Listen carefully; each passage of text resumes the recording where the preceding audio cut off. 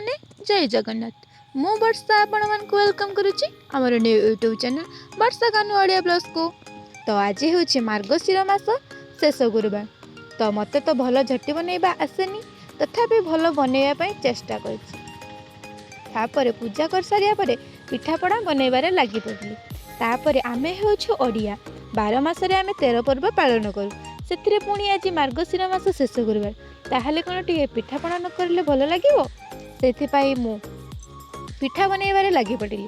सर्वप्रथमे पिठा बनैबार मुख्य सामग्री चाउल चूना करिबारे लागि पड़ली। तो आज गुरुवार स्पेशल पिठा होछि मंडा पिठा एवं क्षीर गेंडुली पिठा। जेहेतु मु पिठा गुड़ी को चुली प्रस्तुत करी, से मो बाड़ी को किसी जाळेणी संग्रह करने गली। तापर आरंभ कली आज पिठा बनैबार प्रस्तुति। प्रथमे मुझे पिठा पाई पूरा प्रस्तुत करुच्ची। तापर मु मंडा पिठा पाई जंतुणी प्रस्तुत करी पिठा को विभिन्न आकार देवारे लागि पड़ली।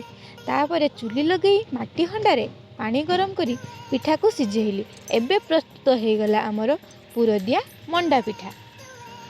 मंडा पिठा बनै सारिया परे भाबिली कि बहुत दिन हेलानी क्षीर गेंडुली पिठा खाई नहीं। सही कथा भाविला परे मोर मो माँ कथा बहुत मन पड़ा। से जहाँ भी हो एकुटिया तो रहा पड़ो। तापर मु लगी पड़ी क्षीर गेंडुली पिठा बनैबारे। फाइनाली प्रस्तुत हो गला आमर क्षीर गेंडुली पिठा। तापर प्लेट रे सजाइली रुटी सहित डालमा और आज मंडा पिठा और क्षीर गेंडुली पिठा।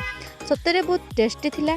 तो ए थिला आज ब्लॉग। केमिति लागिला प्लीज कमेंट रे जणाइबे।